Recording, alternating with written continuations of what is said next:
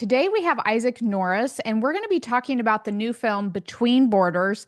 Isaac, thank you for being on. I'm really excited to talk about this new film. I'm glad to be here. Appreciate you guys supporting the film in this way. Yes, it's going to be good. Okay, let's talk about tell us what the storyline is of Between Borders. Yeah, so the storyline of this film is about a true story about this Armenian family that were living in Baku in the late 80s. And there was this uprising dispute that came between Azerbaijan and Armenia over this territory, and it kind of spilled into the capital city, and became something that created a lot of problems for Armenians living in Azerbaijan to the point that our family had to flee. And it's kind of their story of looking for home, looking for a new home, and finding it in ways that I should say not we, but that they did not anticipate finding it. And it also kind of goes back and forth between that, and then they have a court case that they're pleading for asylum in the US. So it kind of tells their story while also you learn about their court case. I love true stories. I Yes, think me too. I think for me, true stories puts me in their place so Mm, much more. It's like, wow, these people actually went through this, um, hmm. fearing for their lives, the hostility that they faced. I had the Yeah. privilege of watching the pre-screener this morning, and I was like, what a story. It's just riveting. Like this story of faith and hope. Yeah. And as you guys say, this is amidst great oppression. So between borders, um, you started to say you started to say our family. Tell us why you're saying we. Yeah, I mean, this film has been in the making of 30 years. I grew up as a missionary kid. My parents were church planters in Volgograd, Russia, where this family lands. And while my dad, who's our EP on this, he kind of twisted myself and the other writer's arms and said, "Hey, I don't want to be in this story." But he is actually in the real true story, he's actually the pastor of the church that they find themselves in.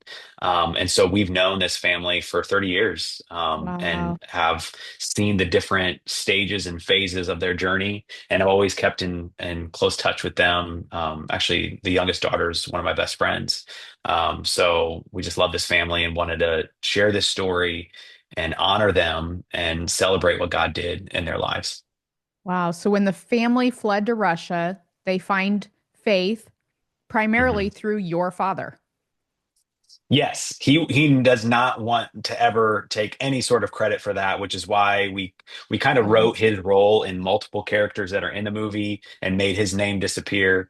But in reality, and that's actually what the family would say, especially Olga, who I talked about this recently. She said, "Your dad's my pastor. Like he's my Yeah. pastor. He's my first pastor." Yeah. So you firsthand got to watch this story unfold right before your eyes. Yeah. Yes, and it's an interesting story for us in that like that's where we had some tension of when we're writing it. We just really wanted to honor them with the Yeah. story. We wanted to make sure that it was true, and then also there's this tension of, well, it's got to be entertaining, and timelines Yeah. had to be a little bit shortened and sped up some of the things that did take place. But really at the heart of it, it's like, hey, this is people that we know and we love, Yes. and for us, like one of the traits of this movie being successful is also them saying, "Hey, we approve and we agree with this story," and they did, thankfully. Okay, so what challenges did that bring about? I mean, that's a lot to put into one film. That's a lot to take into consideration. You know, you hear of certain films, they say, okay, this is how it's going to be, kind of take it or leave it, but you wanted to be honoring in all different ways. What challenges were presented there then? I would say the biggest challenge, which we never encountered, but it was this unknown of when we were writing a story. Okay, at what point do we bring the script to them? At what point do we tell them, "Hey, we're going to change this"? And every time we came to a point where we are like, "Hey, like in reality, this timeline took this long. We need to shorten it." We would say, "Hey, this is kind of a big change. Are you guys okay with it?" And they gave us their blessing. Um, but I think the biggest challenge that we faced was, hey, if they watch this movie for the first time and they are like, we hate it, we were like, what do we do? What do we do? And thankfully, like they said, we love it, and they were very appreciative. And honestly, I could never expected anything less than that. But we had that conversation, like, hey, like we want to honor them more important than us sharing this movie with thousands of people. It's making sure that they're happy with what we're doing. And so that was a tension that we faced at times, but they were fantastic and never became a real challenge.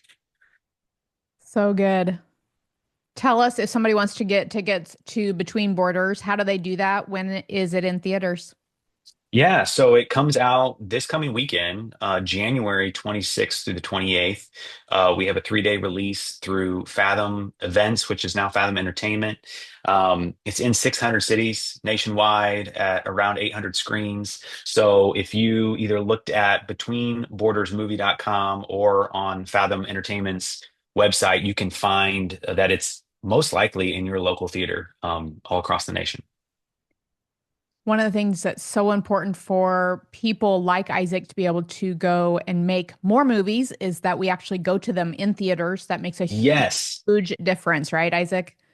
It does. We need you to show up at the theater, and even now, like it's this opportunity for us that, hey, right now we have a 3-day release, but if people show up to the theaters will say, hey, people are coming to this movie. We should probably keep it. And that's a very real possibility. That's so good. So take your friends, take your family. It's a it's a movie that will leave you feeling inspired in your Mm, faith and with hope. I would say yes. I would say those are probably the two themes that came to my mind the Mm. fastest was faith and hope. Was there other themes that you think people might take away from the movie? You know what? Some of the themes that I love that this movie represents, and even at times challenged me when we were making it, because I was like, "Hey, like let's discover the family drama in this story. Let's discover this family that ends up fighting each other and are unhappy." And they were like, "That just didn't happen. Like aside from some normal, family arguments, Sure. like this family was united." And so to see a family that's united is something that I think is a great theme of the movie. It's about survival. It's about a family's love for each other, about parents wanting nothing more than to provide their daughters with the best possible future. And so I think that's like two wonderful themes. And then I also think like what you already mentioned, like it teaches you empathy of Yes. wow, like I had no idea that, these people that could be my neighbors walked through this, that their story is unlike anything I've ever had to walk through personally, Yeah, for sure. for And sure. so it teaches us empathy and to try to understand other people.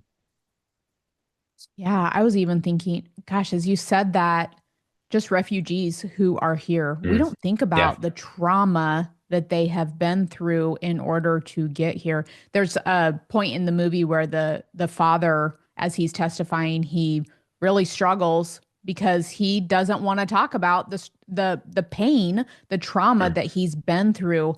And yeah. I think that that's such a great point to allow people to look at those who are refugees that are, like you said, in our own neighborhoods in a Yeah. different way. Absolutely. I mean, we just have most of us, obviously, there's some people that have been through some horrific things, Yes. but most of us have not walked in the shoes or in the paths that many of these people have walked that are refugees that are here in our country at great personal sacrifice, Yeah. just as this family is. Yeah. And you have some amazing actors in this film. Yes, Wow. God was all over the details Wow. of putting this team together. I can go on forever about actually about just about every single person, but yeah, I mean, my kids were thrilled that we have Mrs. Claus in the movie and Elizabeth Mitchell who played Yep. Juliet in Lost. That's what I know her from, but my kids were Yep. like, "She's a Mrs. Claus," and I was like, "Yeah, that's true." But she was And also Michael in Paul Lost. Chan. She was in Lost. Yes, she was in Lost. I will say one thing that was really, really sweet about her is my family got to visit set, and I was like, oh man, like it'd be really like I don't want to like mess like with what they're going like with all the stuff that they're doing as she Yep. prepares for her role because she takes it very seriously. But I'm like, oh, my kids are here. I'd love to ask for a picture. And I went up to her, and she was like, I bet your kids want a picture with Mrs. Claus. And I was like, yes, they do. And it was so kind of her. She's so gracious. And Elizabeth Tabish, obviously from The Chosen. I mean, and Patrick Sabungi, he actually had a show that just came out this past weekend called The Hunting Party on NBC. Oh, that's amazing. That's amazing. I've loved watching Elizabeth Tabish as Mary uh, Hmm. on The Chosen.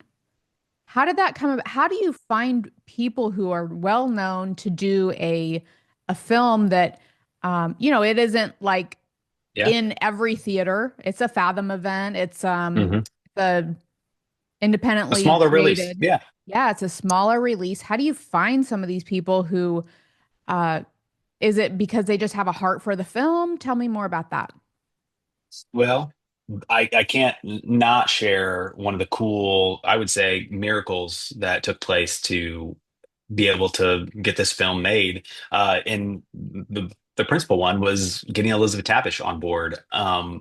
About 5 years ago, when my dad had said, "Hey, I want to make the Petrosyan's story," he said, "You know who would make a really really good Violet is that girl that's playing Mary Magdalene in The Chosen." And I actually remember thinking, like, yeah, that would never happen because The Chosen is like the biggest show ever right now. Yeah. And you fast forward a few years, and we had hired an entertainment lawyer who was helping us with some contracts for the writers and stuff like that to get this movie working. I had told him all about the story. I had never told him about Elizabeth Tabish, and I was going to an event that Elizabeth was going to be at, a screening for a film that she was in.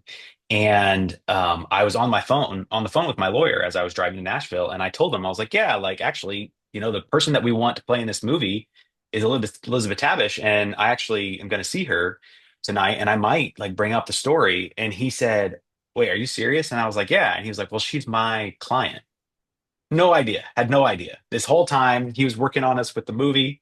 No idea that it was his client. And he said, "I can absolutely get this story like in front of her." So I got the chance to meet her. I told her that this is an Armenian story. I also had no idea that she is part Armenian. Oh, And wow. she said, "Well, I'm part Armenian and I want to be part of telling Armenian stories." So already like those two things, it was like, well, she's for sure going to read the script. And she did. And she fell in love with the story and fell in love with his family. And that really was like the first building block to saying like, okay, well, this Yeah, movie's going to happen. that's amazing. You mentioned you were on set during the recording. Were you on set for the entire thing? Were you just parts of it? How does that work for you? Yeah, so I worked along with a guy named Jude Walco. He and I were the main producers of this film, and so we were on set the whole time. We shot it in Romania. We were there for about 6 weeks, and yeah, helping produce it and make sure that the day to day kept moving forward. Yeah, the cinematography, the audio, the music. There's an album from the film. Our composer is working on a soundtrack, yeah, to come Yeah, out. so good.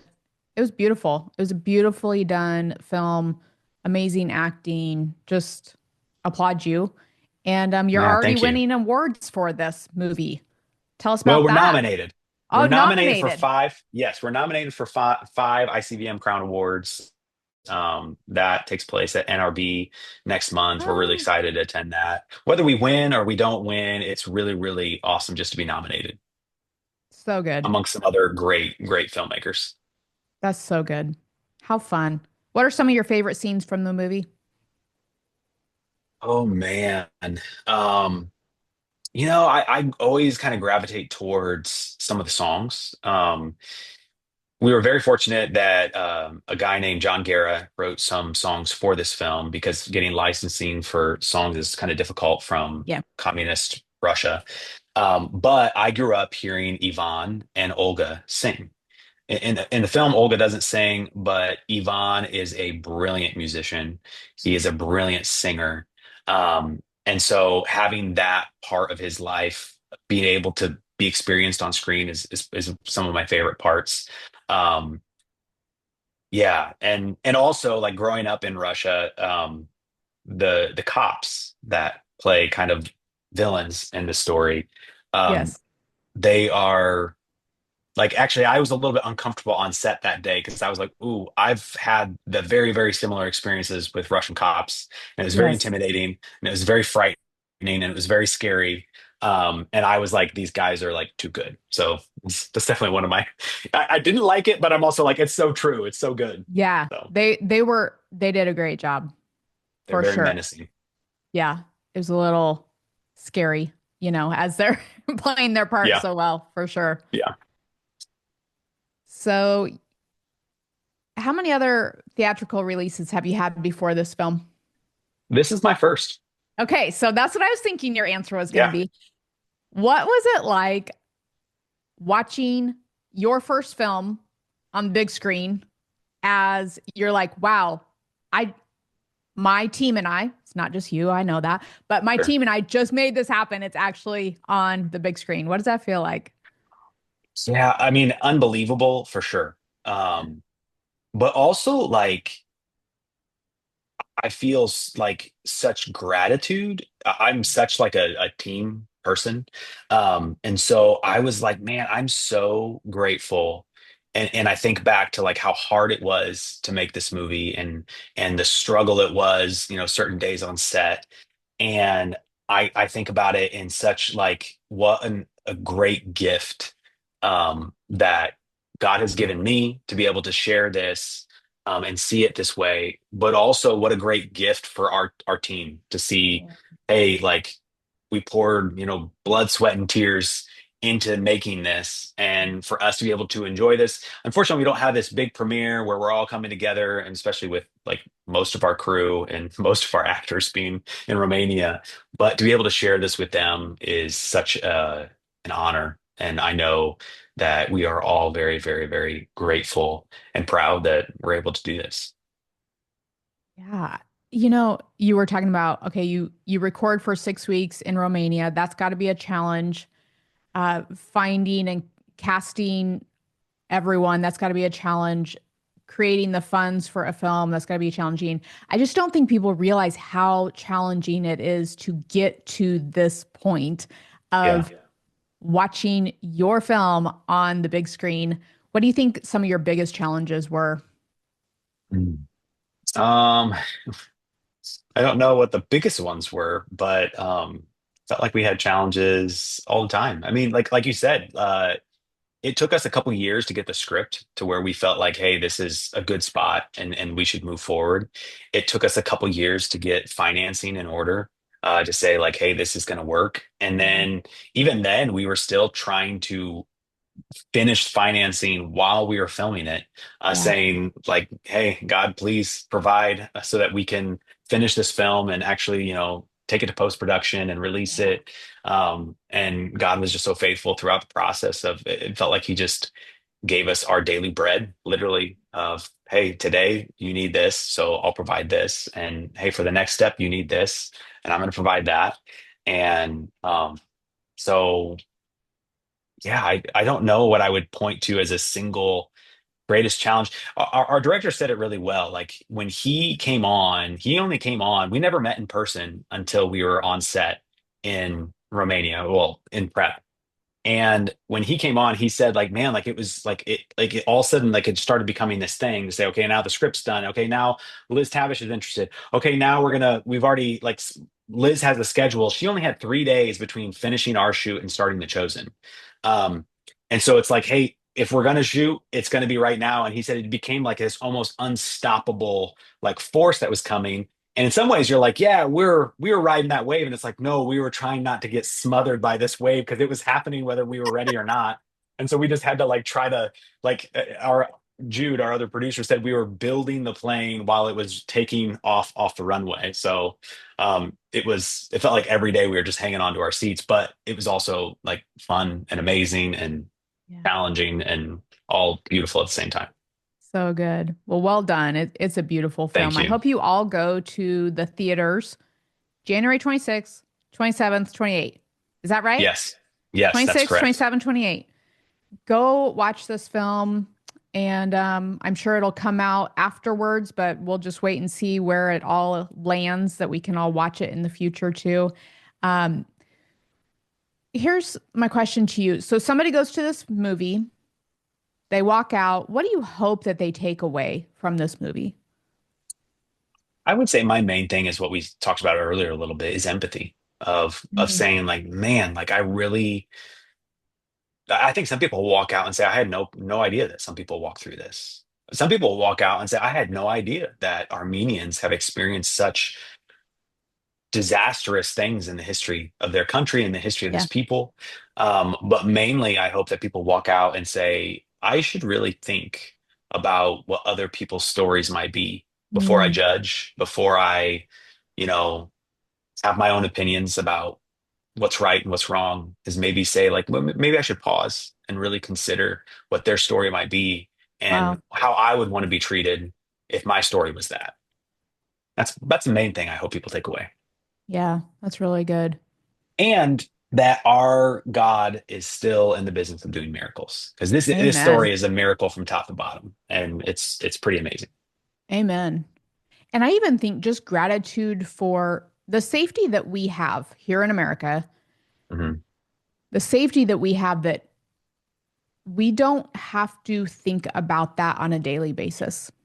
I mean, Yeah, it's so the true. safety that we are provided, I think that for me, I was thinking about that and feeling so grateful for living in such a safe place. We don't even have Yeah, to think about some of the things that they had to deal with on a regular day-to-day basis. I mean, most of us aren't totally. thinking about how to get food or how to have a bed or how to get heat, let alone getting terrorized by police officers or by employers or not having a job. I mean, Yeah. it was the little things. And so I think that's what I thought about a lot was just being really grateful for the Mm. blessings the Lord has given us.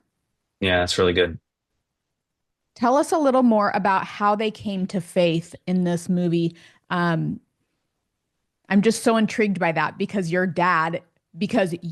were there watching them come to faith. Tell me about that.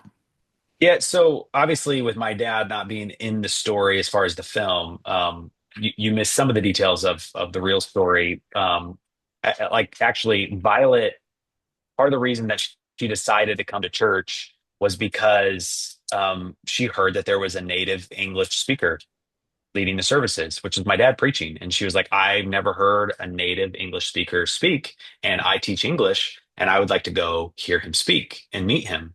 And so she actually like that's why she Mhm. came. And she said what she said in multiple like of her interviews is she said, like, I went there to hear a language and I started listening to the message and realized like, oh, like I'm here for the message Yeah. of what my dad was preaching. And then Yvonne, was an atheist. He's a brilliant like rocket scientist, quite literally. Um, and for him, it took him much longer to come to faith because he just didn't get it. And what you kind of experience in the film, but not like to the degree of his real story, is that we used to have American teams come over and would help with a building project or help with run a camp. And there was one team that came over, and what Yvonne said was kind of his turning point for faith is that he said, I watched this older lady on her hands and knees cleaning the floor of the church. And he said, and in that moment, I realized what she believes in is true. If she's here doing that, then she really believes in what she's professing. And it said it turned him towards Christ. Hmm. Pretty intriguing, isn't it? How Yeah. God brings a rocket scientist, literally. The first time he Yeah. said that in the movie, I was like, was he joking? Or no, he was actually, he was Yeah. serious. He really was a Yeah. rocket scientist.